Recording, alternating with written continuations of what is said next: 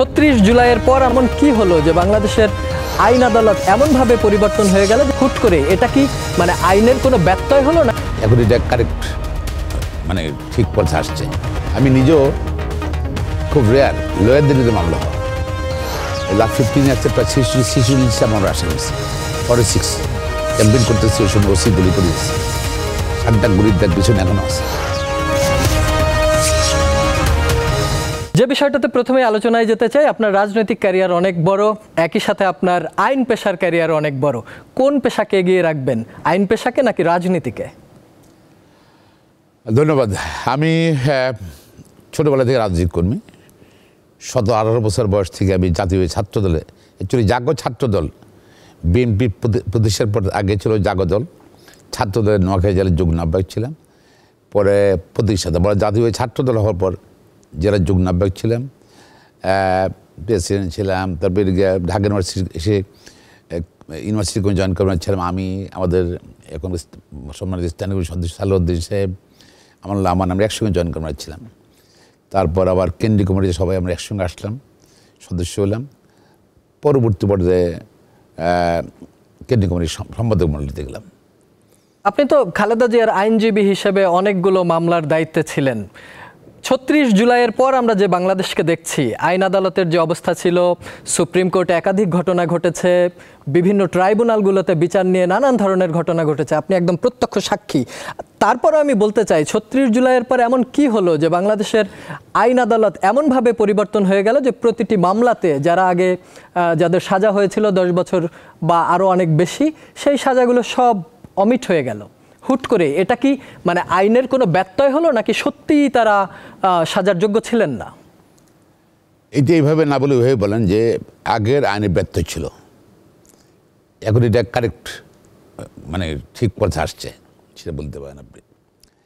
যে অনেকগুলো মামলা আছে, যেটা মামলাগুলো আমি বলবো বাংলাদেশে যেই কত লাস্ট 15 ইয়ার্সে 60-65 লোককে রাজনৈতিক কর্মীরা মামলা দিয়েছে, আসামি করেছে।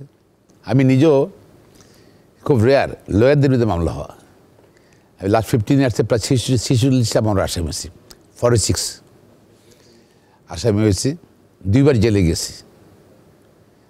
তারপর এমনকি যখন আমি আমেরিকা গেছি 2 দিনের জন্য, এসে দেখি ওই 2 দিনে 3টা মামলা হয়েছে। আমি 18 সালের নির্বাচনে ক্যাম্পেইন করতেছি, ওই সময় ওসি গুলি করে দিয়েছে। 7টা গুলির দাগ পিছনে এখনও আছে। আমার মৃত্যু হতে পারত। তারপর অনেক ঝুঁকিপূর্ণ পদক্ষেপ আমি নিয়েছি, যেমন ওয়ালিমের সময় -2 ফর্মুলা যে ছিল সে সময় সরকারের, মোটামুটি 2বারই কিন্তু এই -2 ফর্মুলা মানে ঠেকিয়ে দেওয়ার জন্য 2বারই আমার উদ্যোগ ছিল। কি ধরনের ভূমিকা নিলেন -2 ফর্মুলা ঠেকিয়ে দেওয়ার জন্য? আপনি নিশ্চয় প্রথম মনে আছে, শেখ হাসিনা উনি লন্ডন চলে গেলেন, বেগম খালেদা বাসায় বন্দি, 111 সময় বলছি 2007 সালে। হঠাৎ করে সরকার থেকে সার্কুলার ইস্যু করলো শেখ হাসিনা যেন বাংলায় না আসতে পারে, বাংলার বাউন্ড কোনো বিমানে যেন শেখ হাসিনা না নেয়, প্রতি এয়ারলাইন্সকে চিঠি দিলেন। শেখ হাসিনা লন্ডন থেকে এসে লন্ডন হিথ্রো এয়ারপোর্টে আসার পর ব্রিটিশ এয়ারওয়েজ আসার কথা ছিল, তাকে আনলো না। উনি বলে মামলা করে বললেন, এসব বললেন হিথ্রো এয়ারপোর্টে প্রেস কনফারেন্স করে। ওই সময় সাবেক প্রধানমন্ত্রী বেগম খালেদা জিয়াকে বিদেশ পাঠিয়ে দেবেন, পত্রপত্রিকা আসছিল, আপনারা জানেন। সে সময় যার মনে আছে, এয়ারপোর্টে প্লেন নিয়ে আসছিল, মরা দিচ্ছিল বেগম খালেদা পাঠাবে কীভাবে, সবারই মন খারাপ। ওই ইলিয়াস আলী বলতেছিল, খোকন ভাই আইনগত কিছু করা যায় না? আমি অনেক চিন্তা ভাবনা করা যাইতে পারে, খুব ঝুঁকিপূর্ণ সেনাবাহিনীর পলিসি তো। আমি 4টার দিকে ভোর 4টার দিকে বাসায় আসছিলাম, বলে তো লাশগুলি আপনি কোনো চেষ্টা করেন না যদি পারেন। যদি আর 3জনের চোখে পানি আসছিল, বেগম খালেদা পাঠিয়ে দিচ্ছে। তো সকাল 10টা 10:15 দিকে আমি করে যাচ্ছিলাম, আমার মাথায় আসলো যে আমি করতে পারি, একটা মামলা করতে পারি, হেভিয়াস কার্পাস, মানে মামলা ওনাকে ডিটেন করে রাখছিল ক্যান্টনের বাসায়। দেন সন্ধ্যার সময় জানালাম যে হ্যাঁ মামলা করা যাবে। তো বাবুল চৌধুরী বলে টাঙ্গেল বাড়ি, মোহাম্মদ শাহজাহান আর ইলিয়াস আলী ধানমন্ডির বাসায় নিয়ে আসলো ওকে। তো 10টার দিকে ড্রাফটিং শুরু করলাম, 10টা সাড়ে 10 ড্রাফটিং শুরু করলাম। তো 3:30 সোয়া 3টার দিকে 3:30 দিকে মনে পড়ল বেগম খালেদা যদি কালকে সকালে পাঠায় দেয় তাহলে কী হবে। তো ম্যাডাম একটা গোপন একটা টেলিফোনে কথা হইতে সময় মাঝে মাঝে। তো ওনার পাশে একটা ছেলে ছিল, পিচ্ছি বলতেন, ওকে টেলিফোন করলাম যে ম্যাডাম কি জায়গা আছে? কে ম্যাডাম জায়গা আছে। দেখুন 3:35 বাজে। ইলিয়াস আলী আর মোহাম্মদ শাহজাহান কিন্তু তখন সোফাতে ঘুমাচ্ছিল, আমরা ড্রাফট করছি মামলা আর ওনার ঘুমাচ্ছিল আপনার অফিসে, ধানমন্ডির অফিসে। আমি টেলিফোন করে ম্যাডাম ঘুমান নেই, ঘুম কি আসে? তো মানে আপনি কিন্তু কী অবস্থা পাঠিয়ে দিতে পারে, যে কোনো পাঠিয়ে দিতে পারে, সম্ভাবনা আছে। আচ্ছা আপনি যায়েন না, আমার ইচ্ছা, উনি বললেন আমার ইচ্ছে কি যাওয়া আসা আর কি। আচ্ছা মানে একটা মামলা ফাইল রেডি করতেছি, ইনশাল্লাহ কালকে ফাইল করবো। আপনি ওদেরকে বলেন যে আপনি অসুস্থ, 3-4 দিন সময় নেন, 2-3 দিন সময় নেন আপনি। সেটা বুধবার রাতে ছিল। ঠিক আছে কালকে ফাইল করবো, আমি কালকে ফাইল করবো।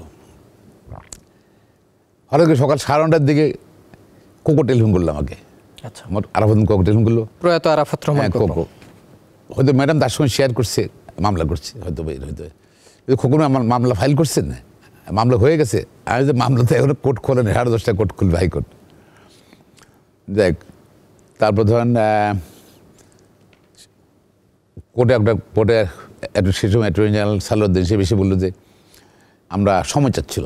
আমি যে সময় চাই কী হবে, মানে রোববার পর্যন্ত গেলে উইকেন্ডে পাঠাই দেবো নাকি, উইকেন্ডে পাঠাই দিয়ে মানে সময় দিন না গভর্নমেন্টকে, মামলা শুনানি সময় চাচ্ছিল। দেখুন জাস্টিস আব্দুল ওয়াহাব মিয়া পরবর্তী মাননীয় ভারপ্রাপ্ত প্রধান বিচারপতি ছিলেন ওনার কোর্টে।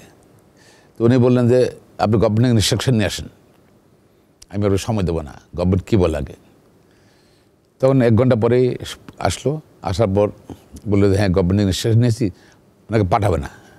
তখন আমি বললাম ঠিক আছে এটা পাঠাবে না, গভর্নমেন্ট আন্ডারটেকিংটা আপনি ওটা চিঠি লেখেন, পাঠাবে না, সরকার বলছে, সুতরাং ইঞ্জেকশন দিতে অসুবিধা নেই। তারপর তার পাঠাতে পারলো না।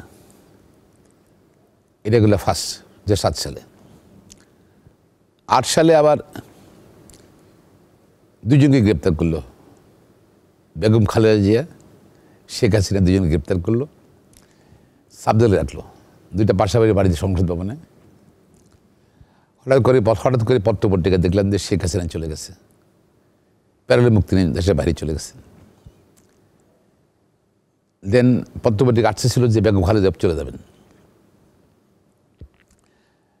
আমি আইনজীবী হিসাবে ওনার সঙ্গে আইনগত পরামর্শের জন্য আমি সময় চাইলাম, আমাকে সময় দিল। আপনি খালেদা জিয়ার সাথে দেখা করতে গেলাম সাব জেলে। এখন ওনার সাব জেলের রুমে ঢোকার পর, ওনার ড্রয়িং রুমে ঢোকার পর, উনি তো একাই, একটা লোক ঢুকছিল, সম্ভবত গোয়েন্দা সংস্থার লোক। উনি তো চিৎকে দিয়ে বললেন আপনি বেরোয় যান এখান থেকে, আমি আমার লয়ারের সঙ্গে কথা বলবো। তো মানে একটা চেয়ারে বসা, আমি সোফাতে, বড় সোফাতে বসা, যে এদিকে আসবো কখন। গেলাম, যা বলে যে গতকাল তো ব্রিগেডের বাড়ি আর ব্রিগেডের আমিন আসছিল। তো শেখ হাসিনা তো 1 বছর, আমাদের দুজনে 1 বছর হয়ে গেছে, সেখানে চলে গেছে। আলোচনা করি, আমাকে তারা সুযোগ দিতে চায়, বলছে 3 দিন সময় দিয়েছে, আমি চিকিৎসার জন্য দেশের বাড়ি যেতে পারি। তারা এর প্রস্তাব দিয়েছিল যে ম্যাডামের পাঠিয়ে দেবে, 15 দিন পর আমাদের এই যখন ভারপ্রাপ্ত চেয়ারপারসন যখন তারেক রহমানকে পাঠাবে। আমি বললাম যে ম্যাডাম আমার মনে হয় তার বিশ্বাস করা উচিত হবে না। আপনি পাঠিয়ে দেওয়ার পর তারা তো ওনাকে তারেক রহমান সাহেবের বিরুদ্ধে কথাবার্তা বলে, খারাপ কথাবার্তা বলে জাতসেবী করতেছে। তো ওনাকে পাঠিয়ে দিলে আপনি চলে গেলে ওনাকে ক্যাপিটাল পানিশমেন্ট দিয়ে দিতে পারে। তখন উনি একটু অ্যালার্ট হয়ে গেলেন, বললেন তাহলে আলোচনা করে বললো যে আমি তো আসলে যাবো না। আমি আমরা আলোচনা করলাম মিডিয়ায় কী বলবো, কেন মিডিয়ায় শেখ হাসিনা যাওয়ার পরে আসছিল যে বেগম খালেদা চলে যাবে যে কোনো সময়। তখন বাইরে আসার পর সব সাংবাদিকরা প্রশ্ন করছিল, সবাই শুয়েছিল বেগম খালেদা চলে যাবেন, 1 বছর জেলে বয়সে। তখন আমি বললাম যে আমাকে বেগম খালেদা খুবই অসুস্থ, সিদ্ধান্ত নিয়েছে উনি বিদেশে বাংলাদেশে চিকিৎসা করাবেন। উনি আরও বলেছেন আপনার মাধ্যমে দেশবাসী জানানোর জন্য, জনগণ তাকে 3বার প্রধানমন্ত্রী করেছে, জনগণকে ছেড়ে উনি কোথাও যাবেন না। নিশ্চয়ই যারা সে সময় টেলিভিশন দেখেছে তারা এখন শুনতেছে আমার বক্তব্য মনে আছে। এটা আমারই বেগম খালেদার বক্তব্য আমার মাধ্যমে বলেছিলেন।